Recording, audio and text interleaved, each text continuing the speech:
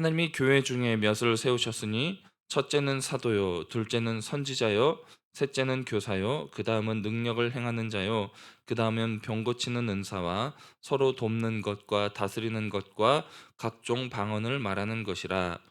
다 사도에겠느냐, 다 선지자에겠느냐, 다 교사에겠느냐, 다 능력을 행하는 자에겠느냐, 다 병 고치는 은사를 가진 자에겠느냐, 다 방언을 말하는 자에겠느냐, 다 통역하는 자에겠느냐. 너희는 더욱 큰 은사를 사모하라. 내가 또한 가장 좋은 길을 너희에게 보이리라. 아멘. 당시 고린도 교회는 여러 가지 은사들을 내세우면서 네가 더 신령하냐, 내가 더 신령하냐, 서로 은사를 가지고 다투는 모습을 보고 사도 바울이 교회의 직분과 성도의 은사가 너희의 신령함을 내세울 자랑거리가 되는 것이 아니고 그리스도의 몸된 교회를 세우기 위해서 주시는 하나님의 은혜와 은사다. 그리고 이것이 자기 유익을 위해서, 높아짐을 위해서가 아니라 서로를 세워주고 돕고 하나님의 열매를 맺도록 기쁨으로 감당해야 될 것이 바로 하나님이 주신 은혜, 은사다라는 것을 가르쳐 주고 있습니다. 내용 관찰입니다. 하나님께서 부족한 지체에게 귀중함을 더하신 의도는 무엇입니까? 24절 25절 말씀을 보면 오직 하나님이 몸을 고르게 하여 부족한 지체에게 귀중함을 더하사 몸 가운데서 분쟁이 없고 오직 여러 지체가 서로 같이 돌보게 하셨느니라 라고 말을 하면서 이 하나님께서 주신 은사가 너희에게 서로 부족함을 채워주고 서로 돕는, 마치 부부가 서로 돕는 배필로서 하나님이 창조하셨던 것처럼 은사도 그러한 개념으로서 서로 이해하고 서로 돕고 채워주는 역할이 되어야 한다라는 것이죠. 바울은 고린도 교회 성도들에게 무엇을 권면하고 있습니까? 31절에 이렇게 결말을 맺고 있죠. 너희는 더욱 큰 은사를 사모하라. 내가 또한 가장 좋은 길을 너희에게 보이리라 라고 말을 하면서 여러 은사를 가운데서도 더욱 큰 은사를 사모해라 라고 말을 하면서 결말을 맺고, 그리고 이어서 13장에서는 어떤 은사에 대해서 이야기를 합니까? 그 모든 은사보다도 더욱 중요한 것이 바로 사랑이다라고 이야기를 하고 있는 것이죠. 연구와 묵상입니다. 바울은 왜 더 큰 은사와 은사를 사모하라고 말을 하고 있습니까? 은사는 여러 가지 다양성을 가지고 있죠. 고린도전서 12장은 특별히 지혜와 지식, 믿음, 병고침, 능력, 행함, 예언, 방언 등 여러 가지 다양한 은사를 나열하면서 이 모든 은사들이 바로 성령께서 교회의 유익을 위해서, 교회를 아름답게 세우기 위해서 주신 은사라는 것입니다. 그리고 바울이 31절에서 더 큰 은사를 사모하라 라고 결말을 맺고 있는데, 여기서 말하는 더 큰 은사는 외적으로 화려하거나 자기를 자랑할 수 있는 눈에 띄는 그러한 은사가 아니고 바로 교회를 세우고 공동체를 든든하게 하나 되게 하는 은사, 즉 개인의 자랑이나 자신의 유익을 위한 은사가 아니라 교회의 덕을 세운 은사가 가장 중요하고 큰 은사다라는 것이죠.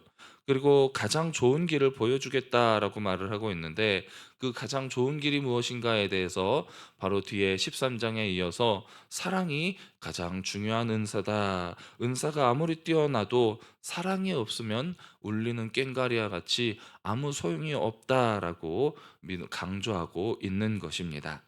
느낀 점입니다. 연약한 지체를 사랑으로 섬기거나 공동체를 하나 되게 하는데 더 큰 은사를 사모하라는 바울의 권면에서 무엇을 느낄 수 있을까요?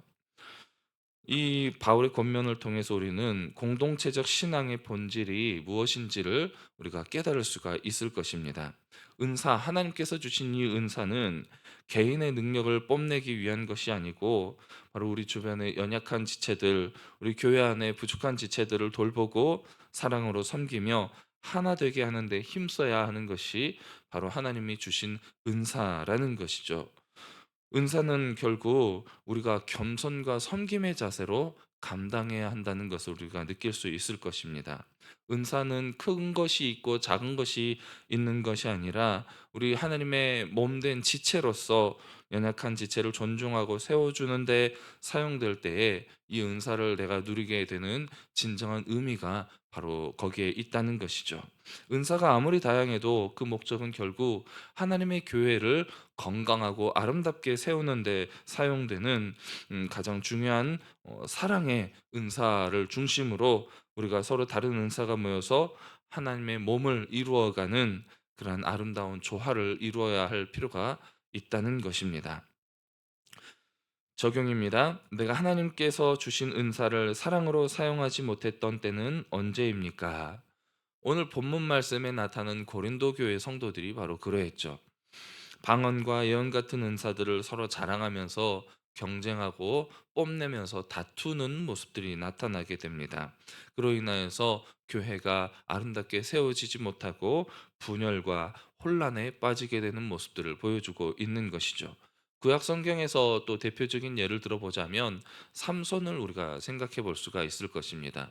하나님께서 주신 놀라운 힘과 지혜를 자신의 개인적인 욕심을 이루고 또 이것들을 거치게 하는 어 블레셋을 향해서 복수를 하다가 결국 이 하나님께서 주신 은사들을 자기 만족과 유익을 위해서 사용하다가 비극적인 결말을 맞이하게 되는 모습들을 우리가 볼 수가 있는 것입니다. 결단입니다. 주변의 위로가 필요하거나 연약한 지체를 더 큰 사랑으로 섬기기 위해 무엇을 실천하겠습니까? 하나님께서 교회를 통하여서 우리에게 여러 가지 모습들을 보이게 하시죠.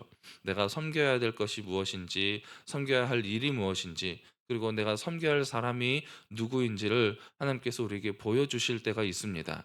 그런데 눈앞에 여러 가지 모습들을 보면서도 나는 부족하니까, 나는 연약하니까 할 수 없어 라고 포기하고 주저앉아 버리고 그냥 피해 버릴 때가 참 많은 것 같습니다.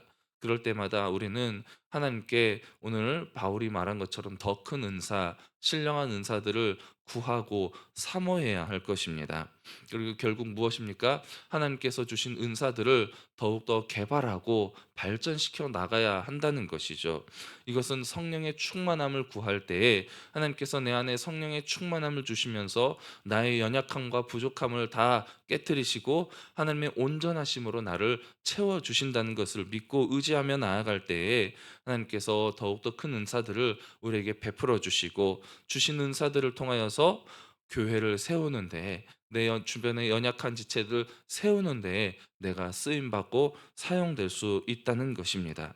그래서 내가 가진 현재 내 개인적인 성격, 내 성향, 내 상황에 머물러 있을 것이 아니라 믿음의 주여 온전케 하시는 하나님의 은혜를 구하면서 내 주변을 돌아본 가운데에 내 손길이 필요한 그곳들을 내 손길이 필요한 지체들을 내가 섬길 수 있도록 하나님 나에게 은사를 주시옵소서, 은혜를 베풀어 주시옵소서 구하면서 내 삶이 스스로 변하기를 기대하면서 살아가시기를 바랍니다. 그래서 오늘 또 성령의 인도하심을 따라서 성령의 채워주심을 따라서 하나님 앞에서 믿음의 장성한 분량에 이루어서 나아가면서 온전한 은사로 채워질 수 있는 귀하고 복된 시간들이 되시기를 주님의 이름으로 축복합니다.